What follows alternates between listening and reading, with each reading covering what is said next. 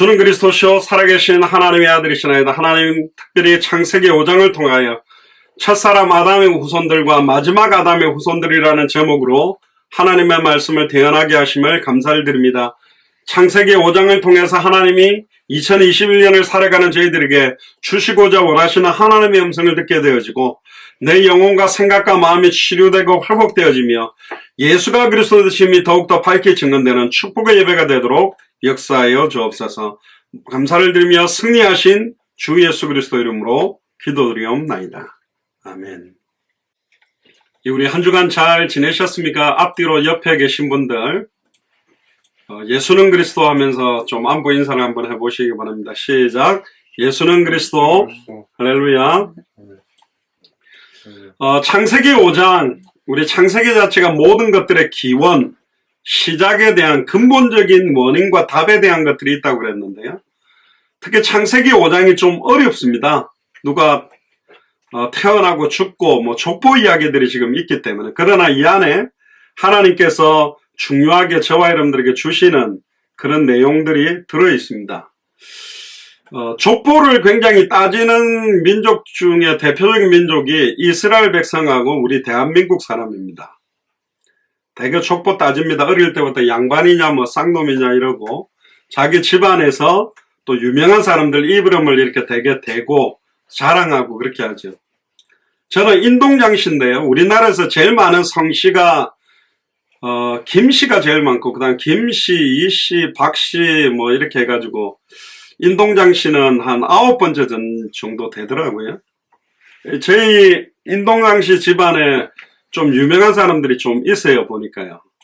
전에도 말씀드렸지만 장미란이라고 힘 쓰는데 이제 한몫을 했던 힘센 여장부, 장미란 역도선수도 인동장씨고, 장근석이라는 그 연예인이 있죠. 약간 저는 제 스타일은 아닌데 약간 느끼하게 일본 왔다 갔다 하면서 하는 좀 뺀질뺀질한 연예인이 있더라고요. 그리고 가수 장윤정도 우리 인동장씨고 그렇던데요. 또 조금 옛날로 가면 안 좋은 쪽에 쓰임 많이 받은 사람도 있는 것 같습니다. 그 장세동 씨도 보니까 우리 인동장 씨가 그러는데, 어쨌든 집안에 이렇게 가문에 굉장히 무슨 벼슬을 했다, 뛰어난 사람이 있다. 장동건도 우리 인동장 씨더라고요. 어쨌든 막 그런 사람이 있으면 우리 집안에 누가 있다, 우리 집안에 이런 사람이 있어, 이렇게 막 자랑을 하고 싶어 하는 사람들도 안 있겠습니까? 근데 오늘 제목을 보니까 첫사람 아담의 후손들로, 아담의 후손들의 계보를 이어가면서도 지난주 우리 4장 마지막 절에 가인의 후손들 계열이 있고, 가인이 동생 아벨을 죽였지만 셋을 통한 그 후손들이 이어진다고 그랬습니다. 언약 바깥에 있는 계보가 있고 언약 안에 있는 계보가 있고, 언약 안에서도 가장 중요한 세계복음화에 핵심적으로 쓰임받는 자손들이 있고, 아예 방해하는 요소, 언약 안에는 있지만 방해하고 걸림돌이 되는 사람들의 요소도 있는데, 오늘 창세기 5장을 통해서 저와 여러분들을 향하신 하나님의 음성이 뭔지를 좀 찾게 되기를 주의 이름으로 축복합니다. 특히 이 창세기 5장은요 아담으로부터 대홍수가 일어나는 노아 시대까지의 족보 형식으로 창세기 5장은 내용들을 정리해놨습니다. 특별한 원칙은 없는데 인물 중심으로 시간과 경과에 따라서 이런 것들을 진행을 시켜놨습니다. 특히 하나님께서 이 족보를 우리들에게 주신 이유들이 있습니다. 내가 어떤 계보, 특히 예수님은 아브라함과 다윗의 자손 예수 그리스도의 세계라, 마태복음에도 예수님의 족보를 갖다가 정확하게 계보를 만드는 것처럼 저와 여러분들이 존재하는 것은 그냥 존재하지 않습니다. 나는 듣도 못한 성을 갖고 있다. 그래도 듣지 못했던 성을 가지고 있어도 그 계보 속에서 하나님은 결론부터 말하면 가장 여러분들 가문, 여러분들 성씨에서 최고로 하나님 앞에서 뛰어난 인물로 하나님의 하이라이트, 포커스를 받고 있는 사람들이 누구냐면 바로 지금 여러분들입니다. 이 땅의 모든 문제의 근본 원인을 알고 있는 사람들이고요. 근본 해답, 응답, 결론을 알고 있는 사람이에요. 예수님이 왜 그리스도로 오셨는지에 대한 만세와 만대로부터 감춰왔던 비밀을 정확하게 계시받은 사람입니다. 여러분들 계보, 여러분들의 가문에서 여러분들만큼 복을 받은 사람이 없어요. 그래서 2021년에 우리 주제가 뭐냐? 너로 말미암아 땅의 모든 족속이 복을 얻을 것이다. 정말입니다. 우리 집안에 막 재산가가 있었다, 경제인이 있었다, 뭐 좀 관료가 있었다, 뭐 좋습니다. 좋은데, 그러나 하나님 편에서 볼 때는 사망에서 생명으로 옮길 수 있는, 단번에 영원히 하나님을 만나게 만드는 일평생 사단에게 매여 종노릇한 자를 해방시키고 놓아줄 수 있는 인생 모든 문제에 해당한다 결론을 가진 자가 바로 여러분들입니다. 여러분들의 가문에 있어서 가장 축복된 사람이 바로 여러분들입니다. 지금은 잘 모르죠. 여러분들이 그런 사람인지 잘 모르고 핍박하고 하는데 알게 될 겁니다. 특히 아담, 셋, 노아, 셈, 아브라함, 이삭, 야곱, 요셉으로 이어지는 그 혈통의 한 부분이 이어져서 우리들에게 왔다는 겁니다. 원래는 하나님께서는 유대인을 선택하셨어요. 예수님도 그 많은 사람의 몸 중에서 유대인의 몸을 입었다는 것 자체가 유대인이 혈통적으로는 굉장히 뛰어납니다. 그러니까 노벨상의 3분의 1을 유대인들이 가지고 가고 있고, 미국에 지금 바이든이 대통령 됐지만 트럼프가 되든 바이든이 되든 미국을 안 보이게 움직이는 어마어마한 파워를 갖고 있는 게 유대인 사람들이거든요. 그 유대인들 중에서도 프리메이슨, 일루미나티, 다양한 사람들이, 유대인들이 정치, 사회, 경제, 문화 모든 부분에 들어가서 영향력을 줍니다. 왜 지금 미국이 소수민족들을 갖다가 무시 못하느냐? 유대인 때문에 그렇습니다. 유대인을 옛날에는 식당에 보면 개와 유대인들은 출입 못하도록 막 식당에다가 그런 걸 붙여놓고 굉장히 핍박을 했었습니다. 근데 유대인들이 어마어마하게 뛰어난 자리로 많이 들어가게 되고 보석적으로도 들어가게 되고 난민으로 떠돌다 보니까 땅을 갖고 다닐 수도 없고 어마어마한 재산들을 들고 다니지 못하니까 값비싼 보석적으로 들어가고, 그리고 가장 옛날에 세리마태처럼 돈을 가지고 고리대금업 하는 게 안 좋다고 해가 유대인들한테 막혔는데 이들이 결국은 그 금융 쪽을 지게 됐거든요. 돈을 지게 되니까 굉장히 많은 일들을 하면서 영향력을 사실은 주고 있습니다. 특히 미국 대학에서는 유대인들한테 무시하면요, 유대인들 그 학생회에서 완전히 변호사들 막 이렇게 해가지고 고발을 해가지고 완전히 그 사람 어렵게 만듭니다. 그래서 함부로 인종차별을 못하는데 앞장선 사람들이 누구냐? 유대인들입니다. 유대인 덕에 소수민족들, 이런 사람들이 굉장히 권리를 많이 받게 합니다.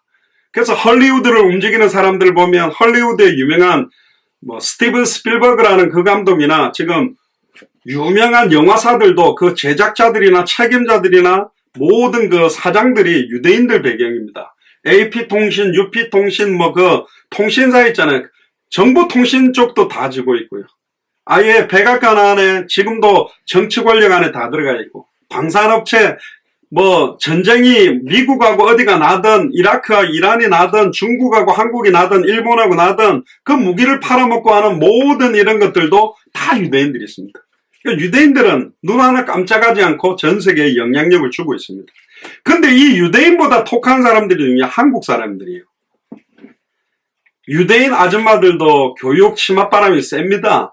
굉장히 아예 직업을 가지지 않고 애 공부시키려고 그렇게 열정적으로 하는 사람들이 누구냐?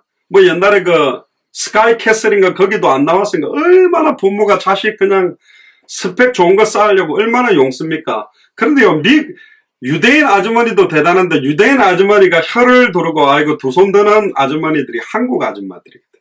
그래도 유대인들은 영어를 해요. 근데 한국 아줌마들은 영어도 못하는데 미국까지 와가지고 버티면서 아이들 키운다고 용을 쓰고 있습니다. 어쨌든 족보를 굉장히 따지는, 네가 베냐민 지파냐, 유다 지파냐, 에브라임 지파냐, 그 지파를 되게 따지고 혈통을 되게 따지는 기질을 갖고 있는 사람이 유대인인데, 유대인보다도 더 혈통을 집착하고 따지는 사람들이 하나가 이 한국 사람이에요. 그래서 유대인을 살리기 가장 좋은 민족이 누구냐? 한국 사람입니다. 한국 사람들이 유대인 살리기 굉장히 좋다. 결국 이 족보는 여자의 후손인 예수 그리스도가 오시는 족보로 이어지게 돼 있거든요. 이 족보는 아담으로부터 시작돼서 첫사람 아담으로 말미암아 사망이 왔는데 마지막 아담 예수 그리스도로 말미암아 모든 사람에게 생명을 주기 위한 족보로 마감이 되고 그 예수를 그리스도로 영접한 자들이 이 생명을 내게 있는 것으로 네게 주노니 다른 사람들에게 전달하게 되는 겁니다. 이 생명을 얻은 자, 예전에는 특별한 성이나 특별한 지파를 가지고 사용했지만 이제는 누구든지 예수를 그리스도로 믿고 영접하는 순간 만인 선지자 직분, 만인 제사장 직분, 만인 왕 직분을 받은 거예요. 우리 가문이 제사장 가문이 아니라 할지라도, 선지자 가문이 아니라 할지라도, 왕족 가문이 아니라 할지라도 선지자의 축복, 제사장의 축복, 왕의 축복이 와 있는 겁니다. 어마어마한 축복이죠. 믿습니까?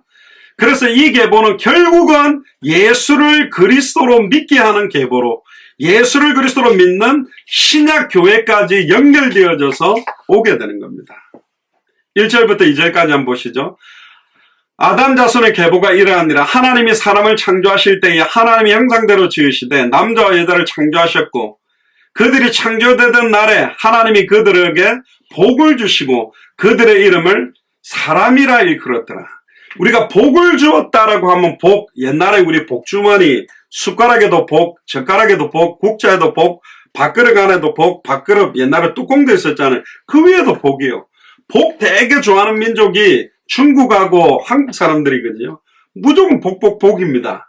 근데 우리가 생각하는 복은 그 복주머니 안에 들어가는 뭐 지폐라든가 동전이 아니라 하늘에 속한 신령한 복을 준 겁니다.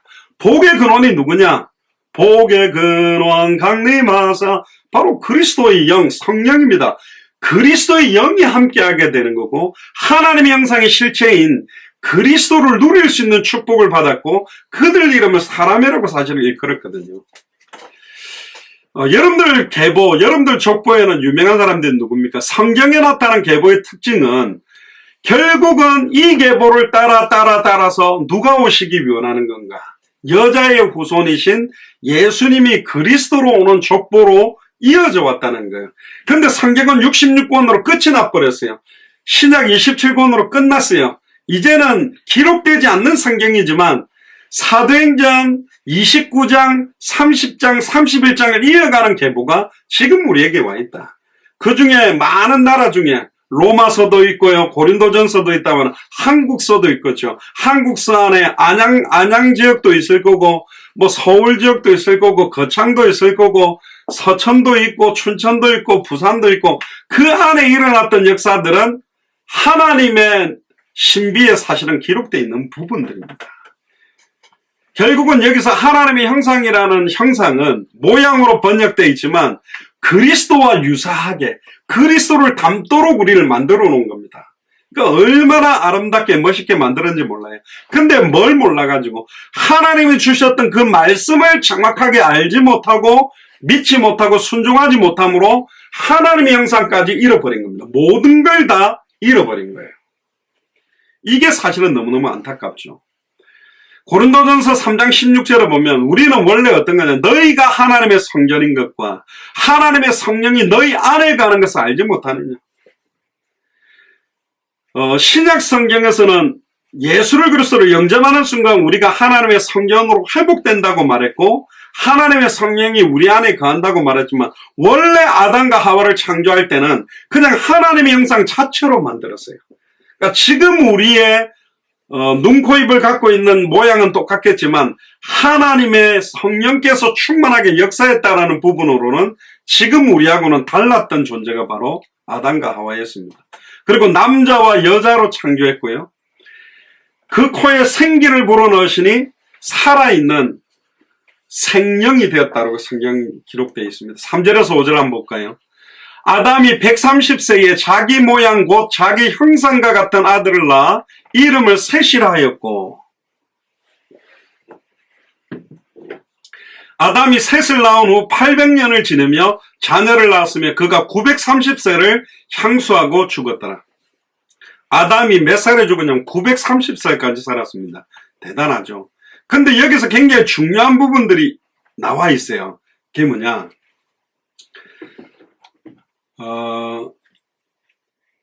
3절에 보면 아담이 130세에 자기 모양, 자기 형상과 같은 아들, 하나님의 모양, 하나님의 형상으로 기록 안 되고요. 자기 모양, 자기 형상과 같은 아들을 낳았다. 이건 뭐죠? 범죄하기 전에 하나님의 형상, 하나님의 모양이 아니라 사탄의 미혹을 받아 범죄하고 하나님과 단절된 아담의 모양, 범죄하고 타락하고 죄성을 가지고 아예 범죄한 아담의 형상을 가진 자녀들이 태어나기 시작했다라는 표현입니다. 아담 이후에 10대 중에서 6명은 노아홍수 심판 전까지 900세 이상을 장수했고요. 아담의 8대 손이 무드셀라라고 나오는데 가장 오래 살았습니다. 역대상, 그러니까 지구 역사상 가장 오래 살았던 사람 이름이 무드셀라인데 969세를 살았습니다. 그리고 노아도 954를 살았습니다. 그러니까 원래 인간을 창조할 하나님이 어마어마하게 장수할 수 있는 축복을 줬습니다만은 결국 범죄하고 에덴 동산에 쫓겨나고 하나님의 영이 떠나버리고 나니까 땅이 저주받아버리고 저주받은 땅에서 자라나는 식물과 과실을 먹게 되면서 약육강식의 시대가 되면서 이제는 불을 피워서 아예 음식을 갖다가 끓여 먹고 하면서 사실은 수명도 단축됐다고 사실은 봐야 됩니다. 노아의 아들 셈의 수명은 600살이었고요. 아브라함의 아버지 데라는 205세를 살았습니다. 시간이 가면 갈수록 점점 수명들이 줄어들고 있어요. 아까도 말했습니다. 아담이 자기 모양, 자기 형상과 같은 아들을 낳았다라는 말은 범죄 이후의 아담의 모양, 하나님의 영이 떠나고 난 다음에 하나님의 형상을 잃어버리고 이제는 흙의 형상, 그냥 사람의 형상을 입은 아들들이 태어났다는 겁니다. 그 말은 뭐냐? 피대자가 없으면 정령 죽어야 되는 존재예요. 사탄의 종로로 달 수밖에 없는 형상이요, 죄와 저주 아래 있는 형상이요, 하나님과 단절된 형상을 입은 겁니다. 원래는 너무너무 아름답게 고상하게 만들었지만 말씀을 놓쳐버리면서부터 모든 걸 다 잃어버렸습니다. 너무너무 안타까운 거죠. 고린도전서 15장 47절에서 49절에 보면 첫사람은 땅에서 났으니 흙에 속한 자이거니와, 첫사람이 누구죠? 아담입니다. 둘째 사람은 하늘에서 나셨다. 그러니까 예수님은 동정녀 마리아 몸을 통해서 잉태되었지만 인카네이션, 하나님이 사람의 몸을 입고 와서 하늘에서부터 나신 분이 누구냐? 바로 예수님입니다. 무릇 흙에 속한 자는 저 흙에 속한 자들과 같고 무릇 하늘에 속한 자는 저 하늘에 속한 자와 같으니. 옆 사람한테 이야기하세요.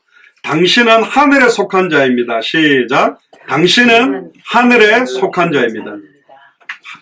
저와 여러분들은 흙에 속한 자로 지음을 받았지만 예수를 그리스도로 알고 믿고 영접하는 순간 저 하늘에 속한 자로 살아가는 겁니다. 우리는 이 땅에 살지만 하늘에 속한 자로 살아가고 있는 사람들입니다.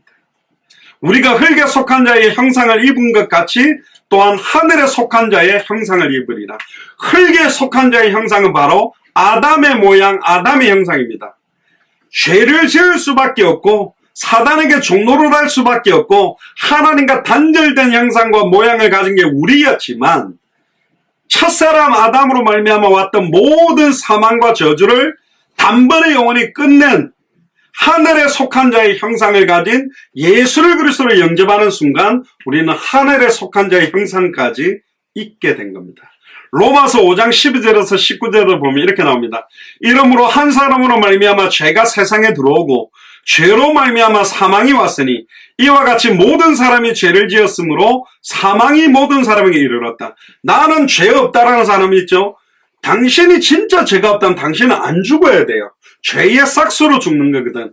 모든 사람이 죽는다라는 것 자체가 모든 사람이 죄인이라는 것을 반증하고 있습니다. 근데 예수님은 자기의 죄 때문에 죽은 것이 아니라 인류의 죄를 짊어지고 정령 죽었다가 3일 만에 죄인이 아니라 의인이라는 증거로 부활하셨어요. 예수님만 부활하셨다니까. 예수님이 나사로도 살리고 야이로의 딸도 살리고 했지만 그들은 다시 다 죽었습니다.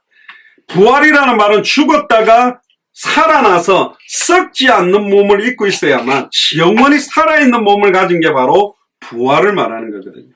13절에 죄가 율법이 있기 전에도 세상에 있었으나 율법이 없을 때에는 죄를 죄로 여기지 아니하느니라. 그러나 아담으로부터 모세까지 아담의 범죄와 같은 죄를 짓지 아니하는 자들 위에도 사망이 왕노릇했다. 이 말은 뭐냐면 아담처럼 하와처럼 선악과를 따먹지 않았는데도 그런 죄를 짓지 않아도 사망은 그들 위에 왕노릇하게 돼 있다. 이걸 원죄라고 그러죠. 아담은 오실 자의 표상이다. 그러니까 아담이 표상이 아니요. 오실 자가 누굽니까? 예수 그리스도입니다. 그러니까 그림자가 누구냐? 아담이죠. 15절에 그러나 이 은사는 그 범죄와 같지 아니하니 곧 한 사람의 범죄를 인하여 많은 사람이 죽었으니 더욱 하나님의 은혜와 또는 한 사람 예수 그리스도의 은혜로 말미암는 선물이 많은 사람에게 넘쳤으리라. 또 이 선물은 범죄한 한 사람으로 말미암은 것 같지 아니하니 심판은 한 사람으로 인하여 정죄에 이르렀으나 은사는 많은 범죄를 인하여 의롭다 하심에 이르렀다. 이게 이제 대표성의 원리입니다.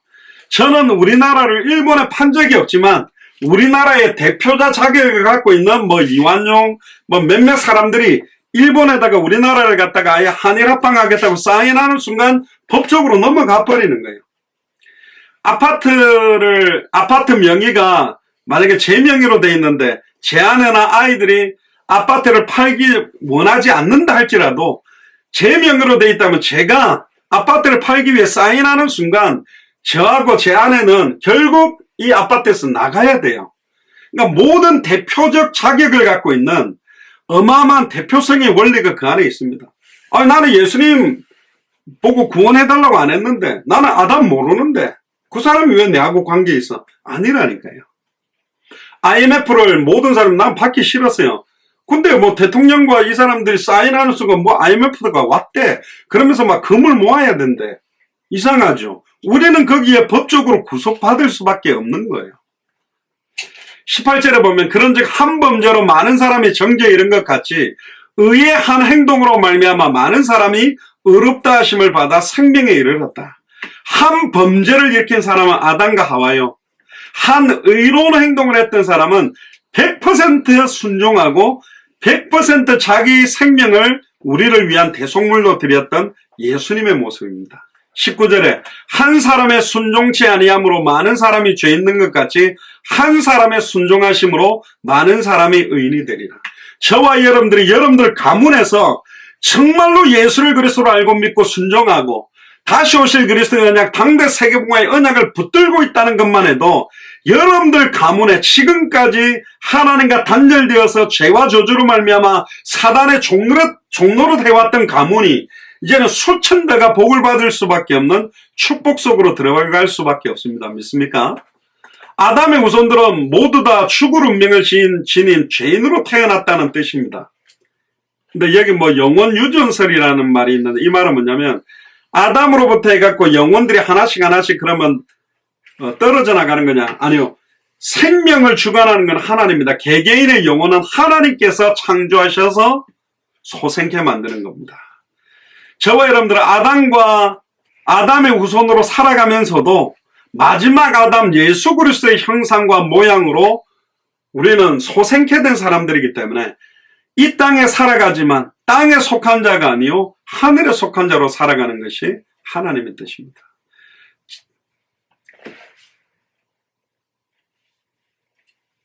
특별히 성경에 보니까 자식은 여호와의 주신 죄송합니다. 이게 창세기가 아니고 시편입니다. 시편 127편 3절에서 5절에 보면 자식은 여호와의 주신 기업이며 태의 열매는 그의 상급이로다. 제가 결혼할 때 이 시편 127편으로 결혼식 메시지를 해주셔서 제가 기억을 하고 있는데요. 그러면서 뭐라고 그러냐. 젊은 자식은 장사의 수중의 화살 같으니 이것이 그 전통에 가득한 자는 복되다. 자녀가 많으면 원래는 축복된 거예요. 근데 요즘은 자녀가 많은데 축복이 되기보다는 또 문제를 일으키는 자녀들도 너무너무 많은 게 현실이 돼버린 겁니다. 특히 하나님이 허락하지 않으면 사람들은 자녀를 가질 수가 없어요. 출애굽기 23장 26절에 보니까 네 나라에 낙태하는 자가 없고 잉태치 못하는 자가 없을 것이라 내가 너의 날수를 채우리라. 이 말은 뭐냐면 여러분들이 태어나고 싶어서 태어난 게 아니잖아요. 나는 왜 우리 불신자 아버지 어머니에게 태어났지? 나는 왜 믿는 아버지 어머니에게 태어났지? 여러 가지 고민을 해왔을 겁니다. 나는 왜 얼굴 모양이 이렇게 생겼지? 나는 왜 이런 성을 가지고 태어났지? 나는 왜 한국에서 태어났지? 미국에 태어났지? 하나님의 필연적이고 절대적이고 당연한 계획들이 있다는 겁니다. 하나님은 실수하는 적이 없어요. 고아로 버려졌다 할지라도 어릴 때 태어나서 여러 가지 불치병이나 문제를 가지고 할지라도 거기에 하나님이 영광받기 위한 어마어마한 계획들을 우리에게 가지고 있다는 겁니다.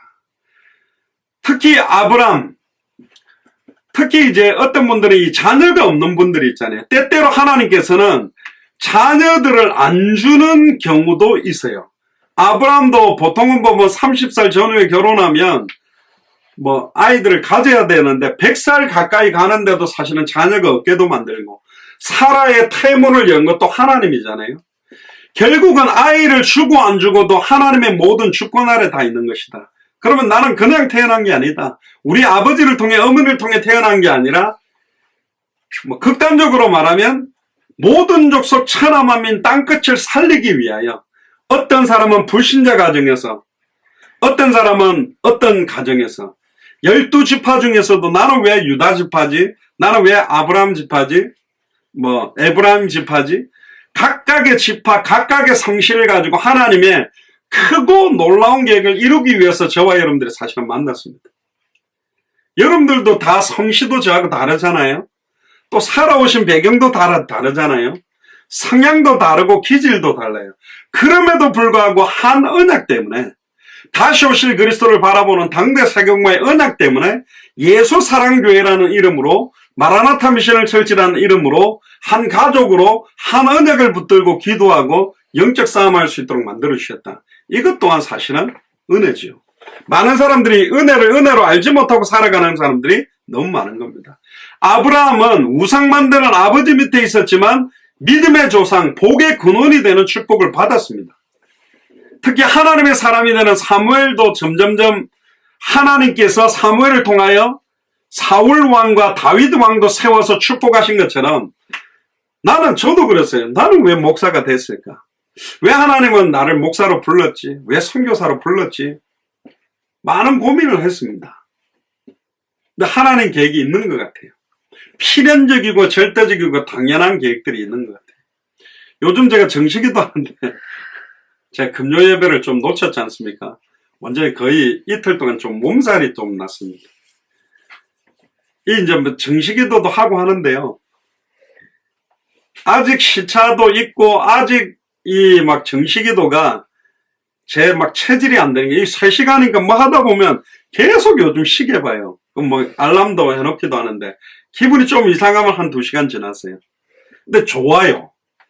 옛날에는 막 하루 종일 아무 생각 없이 그냥 밥 먹을 때까지 시간 확 지나가 버리고 그랬는데, 요즘은 막 아이고 근데 아까 기도를 했어야 했는데 못했네, 아이고 했는데 또 못 올렸네, 계속 하루 종일이 이게 불규칙이에요.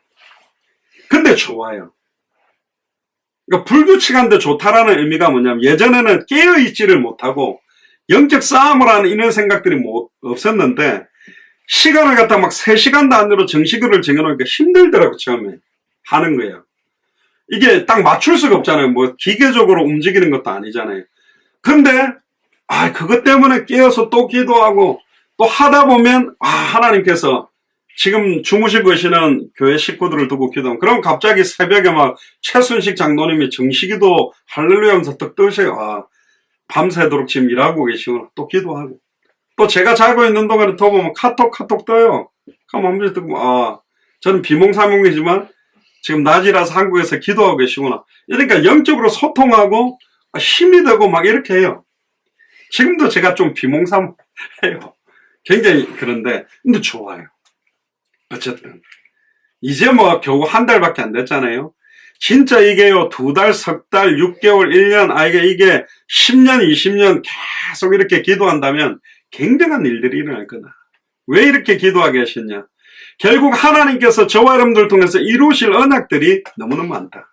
특히 오늘 본문에 보면 항상 보면 사람의 이름 뒤에 보면 죽었더라 이렇게 돼버린 거예요. 너무 안타깝죠. 우리는 원래 정령 죽지 않을 존재였습니다. 사탄의 미혹을 받아 선악을 알게 하는 나무 열매를 따먹고 하나님과 단절되고 하나님의 영이 떠나버리니까 결국은 우리는 흙이 되어서 흙으로 돌아가게 됐어요. 우리가 위인들 보면 몇 년 몇 월 태어나서 몇 년 몇 월에 죽다 이렇게 딱 묘비나 그 사람의 어떤 나이를 딱 정해놓잖아요. 저는 1971년생이거든요. 저는 몇 살에 내 인생이 마감이 될까? 여러분들은 지금 몇 년 뒤에 마감이 될까요? 근데 실수로 교통사고로 죽냐? 실수로 암이 걸려서 죽냐? 실수로 갑자기 심장마비로 죽냐? 그런 거 하나님에게는 없어요. 정확한 때에 하나님은 불러가는 겁니다. 저번에 말씀드렸습니다. 우리의 생명이 계속 연장되고 있다는 말은 나를 통해서 성취시킬 말씀이 있습니다. 꼭 붙드시기를 주의 이름으로 축복합니다. 왜 내가 아직도 호흡하고 있냐? 내가 기도하면 응답할 것이 아직 남아있기 때문에 그래요. 왜 내가 계속 생명이 연장되고 있나? 나를 통해 생명운동, 말씀운동, 제자운동 하실 전도와 선교가 남아있다니까. 그걸 올바로 붙들고 기도해서 응답받게 되기를 주의 이름으로 축복합니다. 하나님은 그걸 이루기 전까지 절대로 우리를 불러가지 않습니다. 그래서 다시 오실 그리스도를 바라보고 우리는 영적 전쟁하는 게 너무너무 중요하다니까요. 저는 그 목사기 때문에 사람들 죽는 것을 좀 많이 봤고 장례식장을 굉장히 많이 간 편입니다. 매번 가다 보면 나는 내 마지막 죽음을 어떻게 맞이해야 될까? 물론 우리가 죽기 전에 주님 오실 걸 바라보고 마라나타를 외치기 위해서 뛰고 있습니다만은 죽음이라는 게 여러분들에게 엄습해 오면 여러분들은 어떤 생각을 합니까? 저는 어릴 때 어떻게 죽으면 제일 안 아프게 죽을 수 있을까? 잠자다가 그냥 꽉 죽으면 잠자다 그냥 모르고 죽었으면 편하지 않겠나? 또 어떤 목사님은 설교를 딱 전하고 축도 딱 하고 난 다음에 강대상 뒤에 의자에 탁 앉아있다가 죽는 게 제일 좋겠다. 그래서 그렇게 죽기를 늘 기도한다는 분도 있고 어떤 분들은 선교 현장에서 복음 전하다가 순교하기를 원한다라고 하는 분도 있습니다. 여러분들의 인생의 끝은 어떻게 마감되기를 원하십니까? 한번 생각해 보세요. 아담으로부터 시작해서요 노아의 아버지 라멕까지 에녹 한 사람을 제외하고는 다 죽었더라 표현했는데 죽었더라고 표현이 안 된 사람 하나가 있는데 누구냐? 에녹입니다. 에녹 한 사람을 제외하고는 전부 다 죽었더라라고 표현되어 있어요. 노아의 아버지 라멕은 홍수가 시작되기 5년 전에 죽었습니다. 근데 홍수가 시작되기 직전에까지 살아있던 분이 누구냐? 할아버지 무드셀레예요. 왜 무드셀레가 969세까지 살아있었냐? 답은 딱 하나입니다. 노아 홍수 직전까지 노아 방주 짓는 언약 전달을 해야 될 것이 라멕보다는 무드셀레에게 있었어요. 그러니까 라멕이 아버지보다 먼저 죽었어요, 자식이. 할아버지가 손자 노아에게 홍수 언약을 끝까지 전달하고 방주가 완성되는 언약 성취 때까지는 그 생명을 연장시켰다. 그래서 저는 그렇게 기도합니다. 주님 오실 때까지 절대 죽지 마시고 마라나타 하고 주님 만나는. 아이고 이게 지금 뭐 모슬렘도 많고 힌두교도 많고 불교도 많은데 언제 당대 생구가 되겠냐? 그건 몰라요. 내일이라도 주님 오실 수도 있어요. 왜 모르냐? 만약에 그 나라 사람들을 하나님이 구원하기로 작정 안 했다라면 오실 수가 있는 거예요. 그리고 우리는 모르지만 모든 게 하나님 손에 있다. 인자의 임함이 노아의 때와 같다 그랬거든요. 노아 시대 때 당대 세계봉화 된 적이 딱 한 번 있습니다. 노아 때입니다. 노아의 8식구 빼놓고는 다 죽여버렸어요. 지금 전 세계적으로 코로나 바이러스는 너무나 많은 사람이 죽는데 이것 또한 하나님의 심판입니다. 알곡과 쭉정리를 나누고 진짜 믿을 사람과 믿지 않는 사람은 구분해 나가기 때문에 뭐 이상한 말로 좀 쓰면 우리가 보통 속가낸다 안 그럽니까? 진짜 영생주식으로 작정한 자와 작정하지 않은 자들을 선별하는 시간표가 너무 많이 오고 있는. 지금 너무나 많은 사람이 죽었잖아요. 그러니까 하나님께서 지금 마지막 때에 알곡과 쭉정이를 나누어 놓는 시간표가 왔다라고 봐야 됩니다. 그러니까 두렵고 떨림으로 서야 되는 시간표가 지금이다. 결국 우리의 생사화복은 다 하나님의 손에 있는 것이고 우리가 죽고 싶다고 죽고 살겠다고 해서 사는 게 아니다. 언약에 따라서 우리가 붙잡은 말씀의 성취에 따라서 우리가 붙잡은 기도의 제목 따라서 우리가 붙잡은 방향에 따라서 우리를 반드시 사용하실 거라고 저는 믿습니다. 믿습니까? 그래서 저는 빨리 주님 오시면 좋겠어요.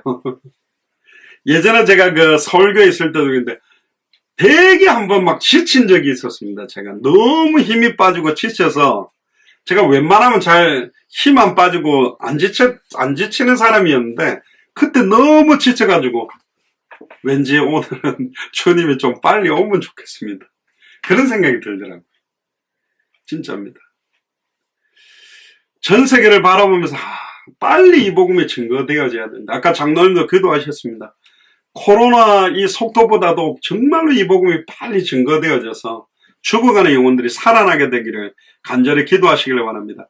6절부터 20절에도 보니까 계속 셋은 105세에 에노스를 낳았으며 에노스를 낳은 후에 807년을 지내며 자녀를 낳았으며 912년을 향수하고 죽었더라. 에노스는 90세 자녀 놓은 이야기를 계속 이야기를 하고 있습니다. 낳았고 죽었더라, 낳았고 죽었더라, 낳았고 죽었더라. 근데 낳았고라는 단어들이 훨씬 더 많이 나와요. 죽었더라는 말은 8번 나오는데 낳았다라는 말은 20번이나 나옵니다. 하나님은 원래 인간을 만들었을 때 정령 죽으라고 만든 게 아닙니다.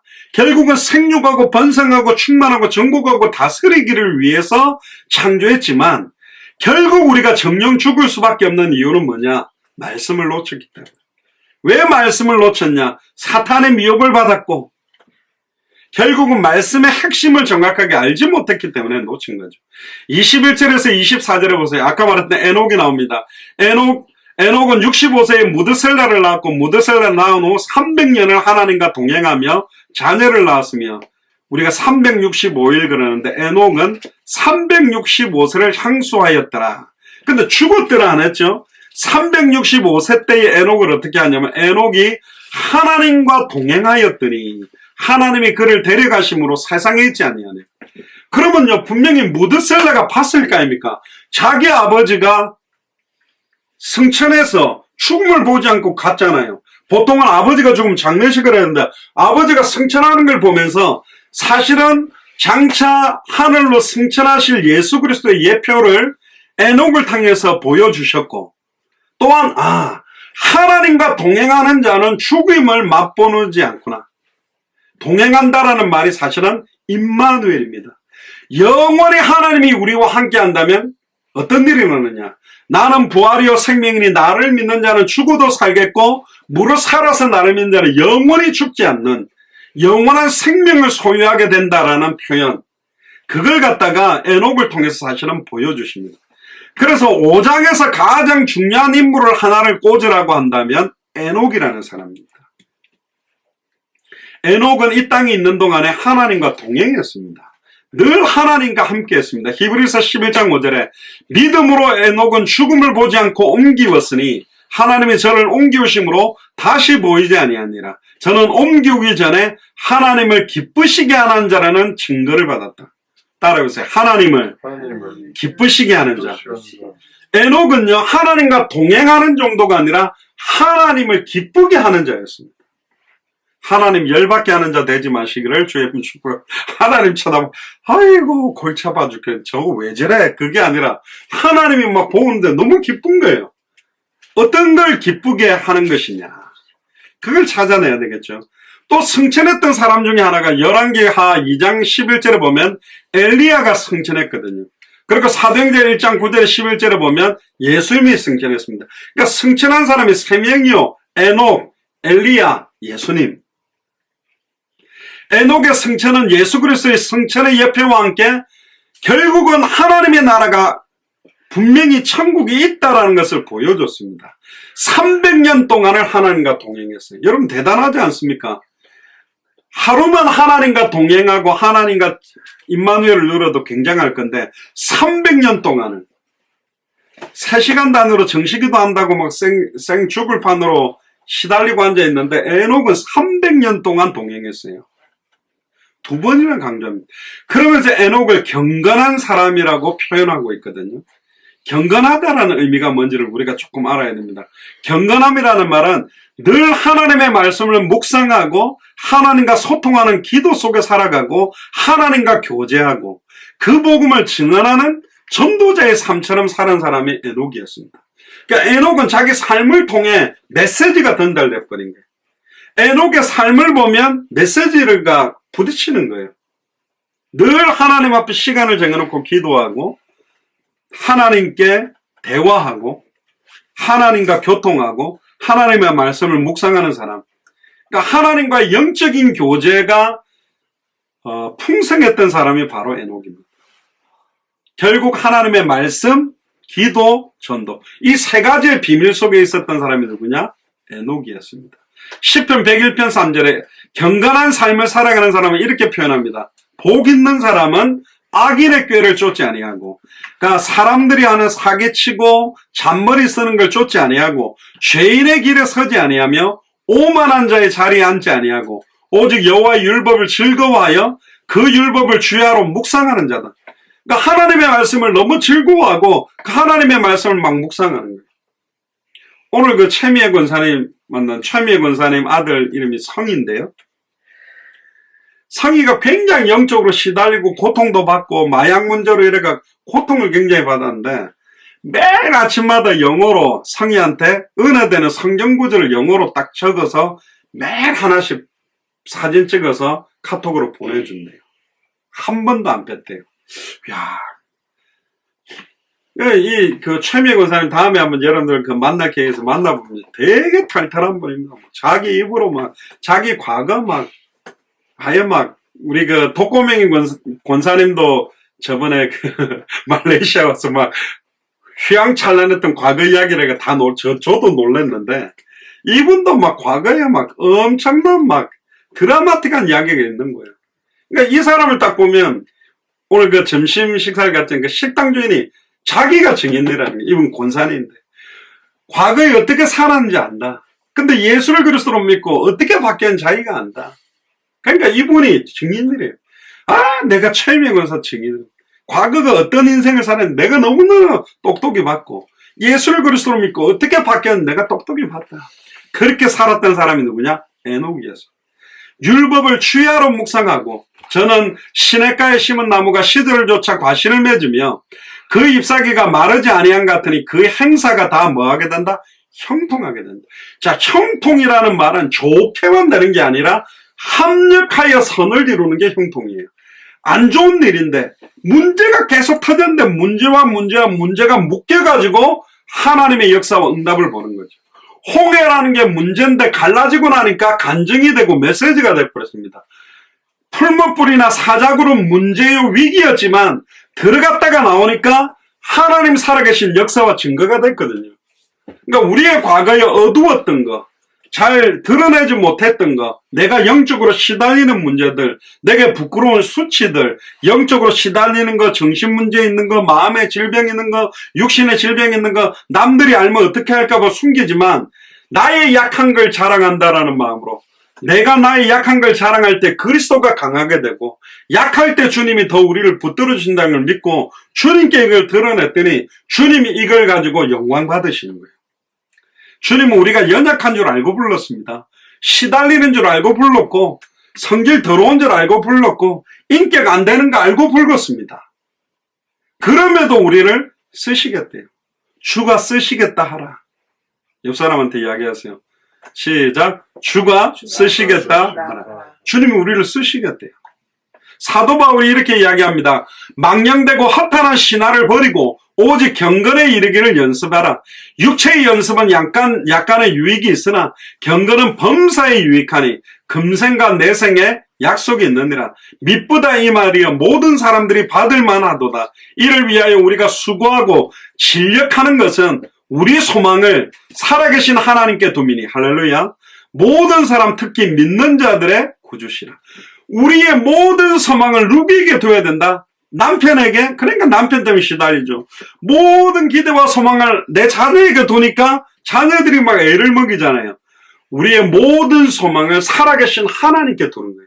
이 말은 남편도 신경 쓰지 말고 버리고 아내도 버리고 자식도 버리라는 것이 아니라 모든 소망을 하나님께 딱 두면 하나님의 언약 안에서 그리스도 안에서 남편 문제, 자녀 문제, 자식 문제가 합력하여 선을 이루는 응답이 될 것이다. 그게 디모데전서 4장 7절에서 10절에 나옵니다. 결국 에녹은 그 당시로 따지면 900년 정도 평균으로 사는 나이보다 3분의 1 훨씬 짧은 365세를 살았지만 가장 복된 삶을 살았습니다. 말씀과 기도의 삶, 그리고 자기의 삶을 통해 하나님이 동행하고 하나님이 함께 하심이 드러나는 삶을 살았습니다. 신약 성경은 그걸 그리스도의 향기가 드러난다 그러죠. 여러분들 주변에 있는 사람들이 여러분을 볼 때, 야, 진짜 예수를 그리스도로 믿는 너무 멋있다. 네 보니까 나도 좀 신앙생활 하고 싶다. 나도 교회 가고 싶다. 나도 네가 믿는 예수 믿고 싶다. 이렇게 하는 사람이 있습니까? 그 사람들은 진짜 에녹과 같은 삶을 사는 겁니다. 25절부터 31절을 보니까요. 에녹의 아들 무드셀라, 아까 말했습니다. 무드셀라라는 이름의 뜻은 창을 던지는 사람이라는 뜻인데 세상 모든 인간 중에 최고 오래 살았던 사람이 바로 무드셀라입니다. 근데 오래 산 게 중요한 게 아니에요. 969세를 계산해 보니까 노아 홍수 직전, 방주가 완전히 완성된 직전까지 무드셀라의 생명을 연장시켰다. 결국은 노아에게 언약 전달하고 언약의 성취, 방주의 완성, 그 시간표까지 무드셀라의 생명을 하나님이 연장시켜 주신 거다. 결국 저와 여러분들의 생명은 당대 세계복음화 속에서 우리가 맡은 역할, 맡은 사명, 맡은 부분을 감당할 때까지는 우리의 생명을 연장시키실 것이다. 누굴 말마따나 막 벽에다 똥 바르고 막 얼굴에다가 바르고 막 똥 먹고 막 오줌을 아무데나 싸고 막 치매가 걸려서 너무너무 힘들게 고통받는 인생이 아니라 정말로 눈도 귀도 목소리도 쇠약해지지 않고 예수님이 그리스도의 심을 찬양하고 영광 돌리는 그런 인생 살아가게 되기를 주님 축복합니다. 저희 외할머니 강순덕 권사님이 그렇게 사셨던 것 같아요. 진짜 큰 사고를 2번이나 정하셨는데 늘 저희들을 위해서 기도해 주셨어요. 저는 우리 친할머님은 떨어져서 많은 사랑을 못 받았는데 저는 지금까지 저희 외할머니가 제 기억 속에 우리를 뭐라 하거나 욕을 하거나 우리를 때리거나 뭐 이렇게 한 기억이 한 번도 없어요. 너무너무 우리를 위해서 기도해 주셨고 제가 미국에 있을 때 들어갔을 때 우리 외할머님도 소천하셨는데 저희 큰 이모님도 그런데 되게 저한테는 너무 좋은 언약을 가지고 있는 우리 할머니로 사실은 기억되고 있습니다.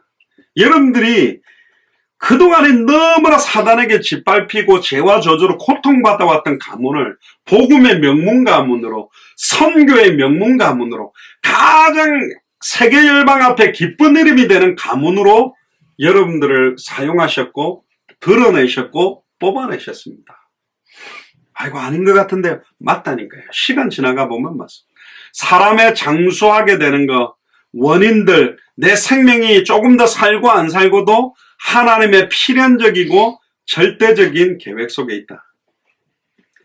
그러니까 에녹의 손자 라멕은요 원래 창세기 4장에 나오는 남폭자 라멕하고는 다른 사람입니다. 결국 결국 라멕을 통해서 노아가 태어나게 되고 그 노아를 통해서 다음 주에 나누게 될 방주라는 노아 홍수와 방주라는 어마어마한 메시지와 당대 세계의 완성의 언약이 나옵니다. 노아라는 말은 한숨 돌리다, 휴식하다, 안위하다, 쉬다 그런 말입니다. 아무래도 이 라멕에게는 삶의 고달픔과 인간의 연약함과 고통들이 많이 있었던 것 같아요. 근데 노아라는 이름을 딱 지으면서 정말로 하나님이 주시는 세상에 주는 것과 다른 평안과 기쁨을 누리게 된 것입니다. 마지막 32절에 보면 노아가 500세 된 후에 셈과 함과 야벳을 낳더라. 여러분들 한번 생각해 보세요. 500살이 돼가지고 아무리 500살이라 그래도 장수했다 그래도 할아버지는 할아버지잖아요. 500세에 셈, 함, 야벳을 사실은 낳습니다. 제가 여기 도표를 그림을 하나 넣어드렸죠. 아담의 후손 가인, 아벨이 죽고 셋을 통해서 에노스, 케난, 마할렐렐, 야렛, 에녹, 무드셀라, 라멕, 노아, 셈, 함, 야벳처럼 가인에게는 에녹, 이랏, 무야엘, 무드사엘, 라멕 그걸 통해서 유발과 야발, 두발가인, 나아마를 통해 가지고 여러 가지 금속을 만들고 퉁소를 불고 음악과 공업과 이런 쪽의 흐름들은 가인의 후손들이 가지고 갔지만 정말로 하나님과 교통하는 말씀을 붙들고 기도하고 찬양하고 예배하고 생명운동하는 이런 영적인 역할의 계보는 셋의 후손을 통해 우리에게 전달된 겁니다. 결국은 세상적으로 보면 가인의 후손들이 전 세계를 주름잡고 정치, 사회, 경제, 문화를 뒤흔드는 것 같아도 그들이 해결하지 못하는 영적 문제, 정신 문제, 마음의 문제, 육신의 문제, 사탄 문제, 죄 문제, 하나님과 단절된 문제를 단번에 영원히 온전히 해방시키고 끝내는 해답응답 결론을 저와 여러분들의 가문에 주셨어요. 얼마나 큰 축복입니까? 그래서 저와 여러분들을 부르셔서 이 언약을 성취시키기 위해 당대 생활을 완성하기 위해 저와 여러분들을 불러주셨습니다. 결론입니다. 로마서 6장 5절에서 19절을 우리가 한번 읽어가면서 마무리를 하겠습니다. 펴보시기 바랍니다. 오늘 주제가 첫사람 아담의 후손들과 마지막 아담의 후손들이죠. 첫사람 아담으로 말미암아 사망이 왔던 후손들도 있지만 마지막 아담 예수를 그리스도로 믿은 사람의 후손들의 모습들은 어떤 모습으로 살아야 되는가? 로마서 6장 5절에 보면 만일 우리가 그의 죽으심을 본받아 연합한 자가 되었으면, 즉 예수를 그리스도로 믿고 영접한 자가 되었다면 또한 그의 부활을 본받아 연합한 자가 되리라. 우리가 알거니와 우리 옛사람이 예수와 함께 십자가에 못 박힌 것은 죄의 몸이 멸하여 다시는 우리가 죄에게 종노릇 하지 아니하려 합니다. 예수를 그리스도로 영접해서 구원받았기 때문에 이제는 죄를 지어도 천국 가는구나. 그러면 이제는 막 죄를 지어도 되겠네가 아니라 다시는 우리가 죄에게 종노릇 하지 말라고 죄의 몸을 멸하고 십자가에 죽은 겁니다. 근데 지금 하나님을 대적하고 십자가의 원수로 살아가는 사람들이 너무 많아졌다. 6장 7절에 이는 죽은 자가 죄에서 벗어나 의롭다 하심을 얻었습니다. 만일 우리가 그리스도와 함께 죽었으면 또한 그와 함께 살 줄을 믿으니 이는 그리스도께서 죽은 자 가운데서 사셨음에 다시 죽지 아니하시고 사망이 다시 그를 주장하지 못할 줄을 압니다. 그러니까 다른 표현으로 말하면 사망을 사망시킨 분이 누구냐? 예수님입니다. 10절을 보세요. 그의 죽으심은 죄에 대하여 단번에 죽으심이요 그의 살아나심은 하나님께 대하여 살아나심이니 이와 같이 너희도 너희 자신을 죄에 대하여는 죽은 자요 그리스도 예수 안에서 하나님에 대하여 산 자로 여겨지라. 죄에 대해서는 죽은 자로 죄와 관계없이 살아가고 그리스도 예수 안에서 하나님 앞에서 살아가는 사람으로 우리는 살아가야 된다. 12절에 그러므로 너희는 죄로 너희 죽을 몸을 왕노릇하지 못하게 하여 몸의 사역을 순종치 말고, 어떤 사람들은 방탕에다가 자기 인생을 갖다가 막 될 대로 되라고 내어주는 사람들이 많아요. 절대로 그렇게 하지 말라고 말합니다. 너희는 죄로 너희 죽을 몸에 왕노릇하지 못하게 하여 몸의 사욕을 순종치 말고, 또한 너희 지체를 불의의 병기로 죄에게 드리지 말고, 우리의 손은 다른 사람들을 때리고 손가락질하고 멱살 잡으러 준 게 아니라 하나님께 찬양하면서 박수치고 죽어가는 영혼을 붙들어서 건져주고 당겨주라고 준 거거든요. 우리의 생각과 마음과 육신과 삶 자체가 의의 병기로 쓰임받아야 됩니다. 오직 너희 자신을 죽은 자 가운데서 다시 산 자같이 하나님께 드리며 너희 지체를 의의 병기로 하나님께 드려라. 아멘. 나의 머리, 나의 지식, 나의 능력, 내가 가지고 있는 조금이라도 할 수 있는 부분이 있으면 그걸 가지고 하나님께 드려라. 특히 14절에 죄가 너희를 주관치 못하리니 이는 너희가 법 아래 있지 아니하고 은혜 아래 있습니다. 할렐루야. 생명의 성령의 법이 죄와 사망의 법에서 우리를 해방시킨 사람입니다.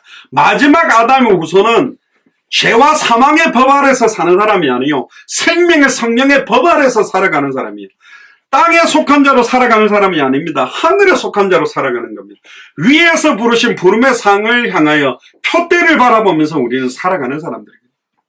우리가 죄를 못 짓겠습니까? 우리가 왜 타락하지 못하겠습니까? 누구보다 더 잘 타락할 수 있고 더 범죄할 수 있지만 우리는 죄에 대해서 죽은 자들입니다. 하나님 앞에 살아가는 자들이거든요.